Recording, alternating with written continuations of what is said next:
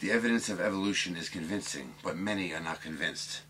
How can that be? Other areas of science aren't plagued by such problems. We don't doubt the existence of electrons or black holes, despite the fact that these phenomena are much further removed from everyday experience than is evolution. After all, you can see fossils in any natural history museum, and we read constantly about how bacteria and viruses are evolving resistance to drugs. So what's the problem with evolution? Well, obviously the biggest problem people have with evolution is accepting the fact that we are apes or descended from apes. You know, some people aren't gonna agree with that ever. But let's see what it says here. What's not a problem is the lack of evidence. Since you've read this far, I hope you're convinced that evolution is far more than a scientific theory. It is a scientific fact.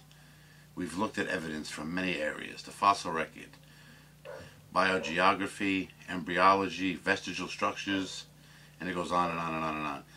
And it's not just small microevolutionary changes either. We've seen new species form both in real time and in the fossil record.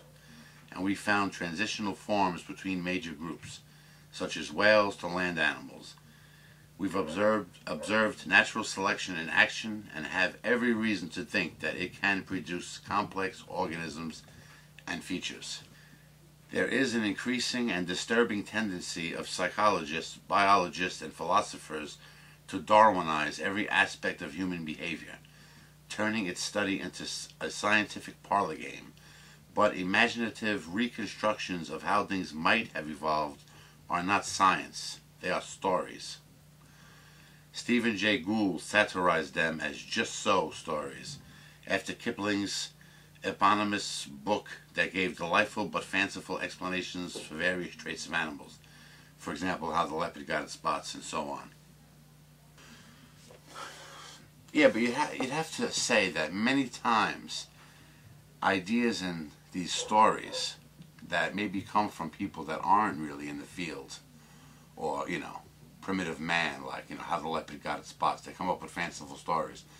But as unscientific as they are, at least somebody's idea, as preposterous as it may be, could lead to the true answers, you know? Like somebody says something stupid like, how the leopard got its spots, and they make up some story around it. So, as you're knocking that story, and you're proving that story like it's impossible, at the same time, you're also discovering maybe the true reason why the leopard has its spots. You know what I'm saying? So, even if a person is not a professional or smart, if they have an idea, that stupid idea could lead to the truth, you know? Something to think about.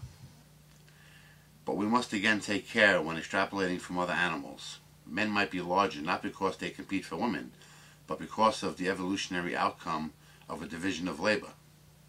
Men might have hunted while women, the childbearers, took care of children and foraged for food. Note that this is still an evolutionary explanation, but one that involves natural rather than sexual selection. And it takes some mental contortions to try to explain every facet of human sexuality by evolution. In modern Western societies, for example, women adorn themselves much more elaborately than males, wearing makeup, diverse and fancy dress, and so on. This is very different from most sexually selected animals like birds of paradise, in which it is the males who have evolved elaborate displays, body colors, and ornaments. I guess like the peacock would be a good example of that. Like the fancy colors, they use such things to, attract a mate. You know, if you look in today's world, it's like most prostitutes, female prostitutes, service the male penis. And even the male prostitutes, for the most part, service the male penis. You know, but like they say, women stay home and take care of their children. The men are out there in the world. You know, you got these alpha male attitudes. So I think men's sex drive could be considered much stronger, you know?